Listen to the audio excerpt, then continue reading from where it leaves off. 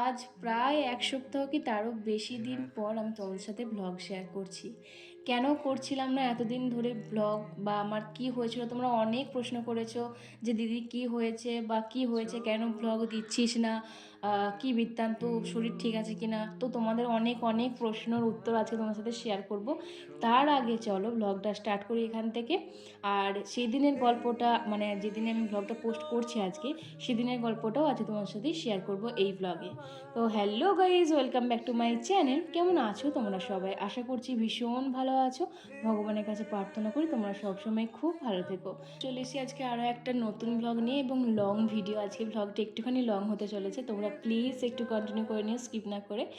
আর কে কে আমাকে মিস করেছো, কে কে আমার ব্লগের জন্য মিস করেছো বা আমাকে মিস করেছো, অবশ্যই কিন্তু কমেন্টে জানিও। আমি কিন্তু তোমাদের সকলকে ভীষণভাবে মিস করেছি।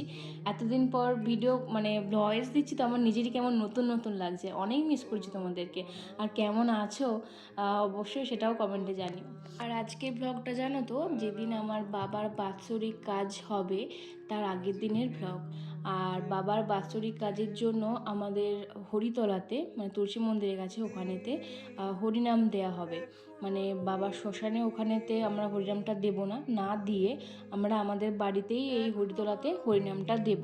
সেই কারণে এখানে কিন্তু প্যান্ডেল তো হয়েই গেছে, এরপর চান্দোয়া সেটটাও হয়ে গেছে। তারপরে তো ওইদিকে দেখতে পেলে দাদা শাক টাক দিয়ে যাচ্ছে। মানে দাদা বলতে ওটা আমার জেঠুর ছেলে, নিজের জেঠুর ছেলে। যদি দাদা না থাকতো এই এত বড় কাজ কিন্তু উদ্ধার করতে আমরা পারতাম না।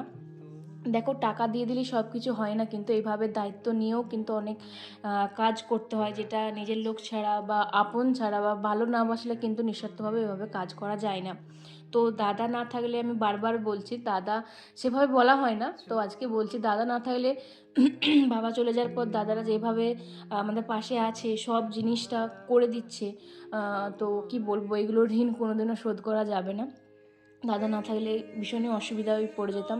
সব বড় বড় কাজগুলো মানে বাবা চলে যাওয়ার পর থেকে দাদাই সব সামলে নিচ্ছে। আমরা তো শুধু টাকা দেওয়ার মালিক, টাকা দিয়ে দিচ্ছি, কিন্তু দাদা এই দায়িত্ব কর্তব্য করে সব কিন্তু এই কাজঘরের জিনিসপত্র, হরিনামের জিনিস, শ্রাদ্ধ মানে যে বাৎসরিক কাজেতে যে সব জিনিস লাগবে সব কাজ, তারপরে আমাদের একটা বাড়িতে যজ্ঞ হয়েছে, পুজো হয়েছে আর কি। সেই পুজোর যে কত জোগাড় ছিল সেগুলো তো আমি ভিডিওতে শেয়ার করিনি, ওগুলো আমি শেয়ার করিনি আর কি, ওগুলো ইচ্ছে করছিল না। তো সেই সব যজ্ঞের জন্য যেসব হোম টোম হয়েছে, বড় যজ্ঞ হয়েছে, সেইগুলোর কাজ, কত জিনিসপত্র আনা, সব কিন্তু একা হাতে দাদা সামলে নিয়েছে। আমার ভাইও টুকটাক করেছে, ভাই না অত পারে না জানো তো, সেজন্য দাদাই সব কিছু করেছে। আর তাও দাদা কিন্তু বাইক চালায় না, সাইকেলে করে করেই সব কিছু করেছে। তো যাই হোক, দাদা না থাকলে কী হতো জানি না। তো দেখতেই পেলে তারপরে এদিকে আমাদের হরিদ্বারে যে সাজাতে আসবে ফুলের দোকানে, সেখানকার একটা কাকু বা দাদা এসেছিলো, দেখে গেল যে কিভাবে কি সাজাতে হবে, বলে দিলাম। তো তারপরে ওদিকে আমাদের প্যান্ডেলও কিন্তু তৈরি হয়ে গেছে, কারণ এই যা বৃষ্টির মানে ছিরি, কখন যে বৃষ্টি নেমে যাচ্ছে কি আর বলবো। তো সেই কারণেতে প্যান্ডেলটা আগে থেকেই মাথায় ছাউনিটা দেওয়া হয়ে গেছে, যাতে যেখানে খাওয়ানো হবে সেখানটা যাতে বৃষ্টিতে না ভিজে কাদা হয়ে যায় সেই কারণে। তাও তো সামনেটা অনেকটাই কাদা হয়ে গেছিলো। আর আমাদের জানো তো, যে কোনো কাজঘর মানেই বৃষ্টি হবেই। জানি না কে এটা আমাদের অভিশাপ দিয়েছে না কি দিয়েছে আমি জানি না, মানে যে কোনো কাজঘর, বিয়ে বাড়ি হোক, যে কোনো অনুষ্ঠান হোক, কিছু একটা হোক বাড়িতে, মানে বৃষ্টি হবেই হবে, একদম মাথার দিব্যি দেওয়া আছে। তো যাই হোক, মোটামুটি তো ওইসব হচ্ছিলো। আর ডোডোকে আমি একটু কাঁদাচ্ছিলাম, ওকে কাঁদাতে আমার ভীষণ ভালো লাগে। প্রথম প্রথম যখন এসেছিলো তখন আমাকে মিমি বলতে পারছিল না একদমই। তো ওকে মিমি যেহেতু বলতে পারছিল না, আমি বলেছিলাম যে মোনা বলতে। তো মোনাটাও বলতে পারছিল, কিন্তু বারবার আমি কে সেটা বললেই ডোডো ডোডো করছিল। তো এটার জন্য ওকে ভীষণ বকাবকি করছিলাম, এমনি ইয়ার্কি মেরে, আবার আদরও করছিলাম, ভীষণ ভালো লাগছিলো ওটা ওকে করতে। তো ওইসবই হচ্ছিলো। আর মা যেহেতু এইসব কাজের দিকে আছে, এই কোথায় কি রাখতে হবে, পুজোর জোগাড়, তারপরে কোথায় কি জোগাড়, হেন তেন এইসবের ব্যাপারে মা এই দিকটা সামলে নিচ্ছে। আর একটা জেঠিমা এসেছিলো বাড়িতে, সেই জেঠিমা সব তরকারি পাতি কেটে দিচ্ছিলো আর মেজদি করছিল সেদিনের রান্না বান্না। সেদিনের সব রান্না কিন্তু মেজদি করেছে। কি কি রান্না হচ্ছে তোমাদেরকে কিন্তু আমি পরে অবশ্যই জিজ্ঞাসা করবো, ভালো করে দেখে নাও। এখানে কড়াইতে হচ্ছে আলু পোস্ত, আর ডাল কিন্তু হয়ে গেল, মুগের ডাল হয়েছিল সেদিনকে, আর ভাতটাও কিন্তু মোটামুটি ফ্যান ঝরাতে মা দিয়ে দিয়েছে। জানি না আজকে আমার গলাটা কী হচ্ছে। আর আজকের ব্লগটা শুধু রান্না বান্না দিয়েই হতে থাকবে। তো এইসব রান্নাবান্না হচ্ছিল, আর আমাকে ওইদিকে নখ কাটতে এসেছিলো আর কি, নখটা কাটতে নিতে হয় নাকি বলছিল, জানি না। তো আমি, ভাই আর মা মিলে নখ কেটে নিলাম। কেটে আমি কিন্তু স্নানটাও সেরে নিয়েছি।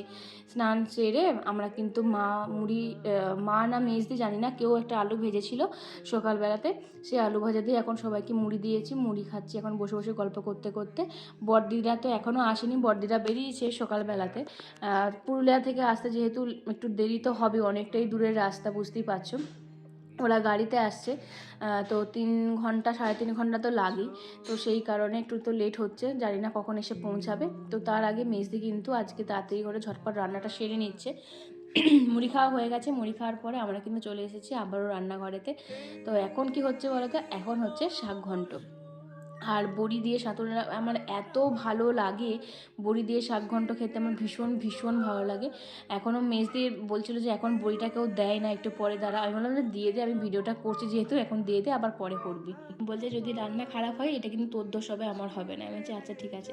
তারপরে এদিকে মাছও এসে গেছে, দাদাই মাছ নিয়ে এসেছিলো, কারণ আজকে দাদাদেরকেও বলেছি যে আমাদের বাড়িতেই খাওয়া দাওয়া করবে।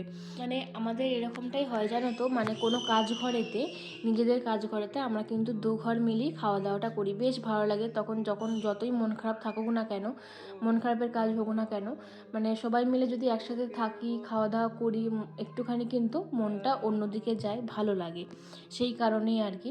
তো তারপরে দেখো এদিকে কিন্তু কচি কচি আমড়ার চাটনিও বসে গেছে, টকও হচ্ছে।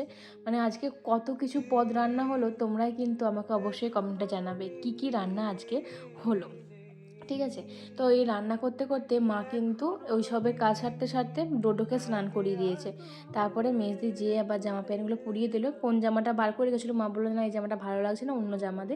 তো মেজদি ওই গেঞ্জিটা বের করে পরিয়ে দিল। তারপরে এখানে চলে এসেছে আবার মাছ ভাজা করতে। মাছগুলো আজকে অনেক আছে, আজকে রাতেও রান্না হবে, কারণ ওই যে দাদা বললাম, দাদার মেয়েরা আসবে, মানে ভাইজির বর, ছেলে সোনু সবাই আসবে, তাদেরকেও আমাদের বাড়িতে আজকে খাওয়া দাওয়া করতে বলেছি, রাতের বেলাতেও যাতে এখানেই খাওয়া দাওয়া করে। তো বৌদি বলছিল যে না অত ঝামেলা করতে হবে না, অনেকজন অতজনের রান্না করতে হবে না। বললাম যে না। আর আজকে আমাদের বাড়িতেও কুটুমজন আসার কথা ছিল, মামিমাদের আরও সব আসার কথা ছিল, কিন্তু এই বৃষ্টির চক্করে কেউ আসতে পারলো না। দুপুর থেকে এত বৃষ্টি শুরু হয়েছিল যে কি বলবো, সেটাও তোমার সাথে শেয়ার করব। আর এদিকে দেখো মোটামুটি কালকে রান্নার জন্য সবজি কিন্তু এসে গেছে, যা যে ফর্দতে লেখা হয়েছিল, রাঁধুনি লিখেছিল, সেই সব কিন্তু মোটামুটি সবজি চলে এসেছে। আর এইসব দেখাতে দেখাতে দেখো কারা কারা এসে গেছে, বড়দিদি, সানা, দাদা সবাই কিন্তু এসে গেছে। আর ডোডো তো দেখে খুশিতে একদম লাফালাফি শুরু করে দিয়েছে। আর সানা তো হাত নিয়ে কিছু করতেই পারছে না, দেখো হাতে কত বড় বড় ফোসকা পড়ে গেছে। কি কাণ্ড ঘটিয়েছে জানো, ওর মা কালকে, মানে বড়দিদি গতকাল পুরুলিয়াতে আর কি আসবে বলে আয়রন করছিল জামা কাপড়, আয়রন করে যেমন দেখেছে সেটা দাঁড়িয়ে দাঁড়িয়ে কেমন করে কি আয়রন করছে না করছে। তো তারপরে যথারীতি দিদি প্লাগ থেকে খুলে আয়রনকে নিচে যেমন রেখে দিয়েছিল, মানে সব কিছু গুটিয়ে রেখে দিয়েছিল। ও কখন ভোর ভোর ঘুম থেকে উঠেছে সকালবেলাতে কেউ জানে না। ও সেটাকে খাটের ওপর তুলে প্লাগে গুজে, গরম হয়ে গেছে আয়রন, আমরা ইস্ত্রি তো গরম হয়ে গেছে, ও তো আমরা ওটাতে হাত দিয়ে দিয়েছে ব্যাস। তারপরে তো মানে তেলে বেগুনের মতন জ্বলে উঠেছে, ছুটে ছুটে ওর মায়ের কাছে গেছে। প্রথমটা তো বুঝতে পারলাম ভীষণ করছিল, তারপরে আস্তে আস্তে এসে ভীষণ কান্নাকাটি, এবার এখন আবার একটুখানি ঠিক আছে। হাত নিয়ে তো বেচারি কিচ্ছু করতে পারছে না। বেচারি, আমারই এই কিছুদিন আগে জল গরম নিচ্ছিলাম আমি, আমার এত বড় বড় ফোসকা পড়ে গেছিলো হুট করে, জল গরমটা ওই নরম চামড়ায় পড়ে গিয়ে, যে আমার ভীষণ কষ্ট হচ্ছিল। তো বেচারির ওই ছোটো ছোটো কচি কচি হাতে এত বড় বড় ফোসকা দেখে আমার নিজেরও খুব কষ্ট হচ্ছিল। তারপরে তো বড়দিকে বললাম যে একটা সিলভারেক্স বলে ওষুধ আছে, মলম আছে, আমি লাগাচ্ছিলাম। তো ওটা লাগিয়ে দিয়ে ভীষণই ভালো কাজ করে, মানে একদিনেতেই ওটাকে পুরো শুকিয়ে দেবে, এরকম ব্যাপার। তো সেটাই লাগানোর পরে আস্তে আস্তে ওর কিন্তু ঠিক হয়ে গেছিলো, কিন্তু ওর ওই যে হাতটাকে ওরকম রেখে রেখে ওর ওরকম হয়ে গেছিলো, হাতটা নিয়ে কিছু করতে পারে। তারপরে বললাম যে দেখ ধর কর সবই করতে পারবি, তারপরে আস্তে আস্তে ঠিক হয়েছে। আর এদিকে তো রান্নাবান্না সব কমপ্লিট হয়ে গেছে, মাছের ঝালও হয়ে গেছে, শাক ঘন্ট, পটলের তরকারি, ডাল, আরও আলু পোস্ত, রাতের জন্য আলু পোস্তটা একবারে করে রেখে দিয়েছিল। এদিকে তো সানা কখন খেয়ে এসেছিলো, সেই জন্য বড়দিদি ফার্স্টে এসেই আগে হাত পা মুখ ধুয়ে সানাকে স্নান টান করিয়ে ওকে কিন্তু খাওয়াতে বসিয়ে দিয়েছে। আর ওদিকে সুব্রতদাও বাড়ি যাবে একটুখানি, সেই জন্য তাড়াতাড়ি মাও খেতে দিয়ে দিয়েছে। এবার আস্তে আস্তে সবাই আসবে, তারপরে আমরাও কিন্তু খেয়ে নেব। এই যে দাদারাও এসে গেছে, দাদা ভাইপো সবাই। আজকে মাকে আমরা বলেছিলাম যে আজকে খাবার পাতা যেগুলোতে হয় না সেগুলো নিয়ে আসতে, তাহলে অতটা ধোয়ার ঝামেলাটা থাকবে না। তারপরে এরকম বৃষ্টি হচ্ছে আর ভালো লাগছিল না, তাহলে অতটা ধুতেও হবে না, কষ্টও হবে না, খাবে দাবে ওগুলো বাইরে ফেলে দিলেই হয়ে যাবে।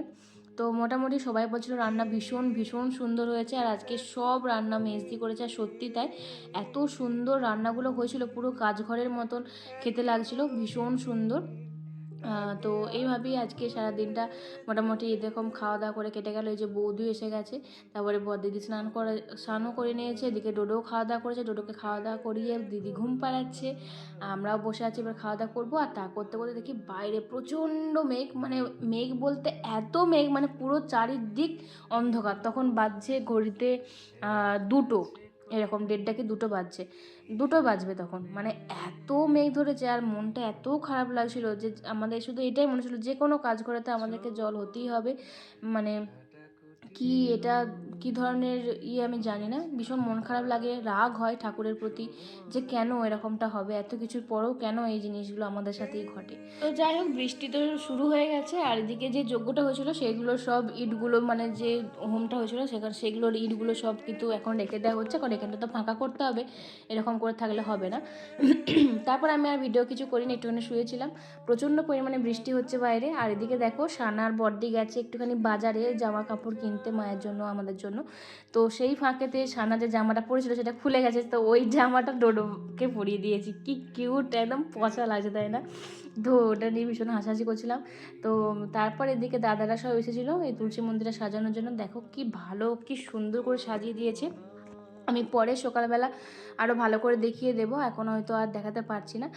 ভাগ্যিস এখানটা মানে প্যান্ডেল করা হয়েছিল, ছাদ সহ এখানটা প্যান্ডেল করা হয়েছিল, তাতেও জল চলে আসছে, জানি না কালকে কি হবে। তো চলো আজকে ভিডিওটা এই পর্যন্ত। কেমন লাগলো তোমরা অবশ্যই জানো, ভালো লাগলে লাইক কমেন্ট শেয়ার করে দেখা হচ্ছে পরের ব্লগে। বাই।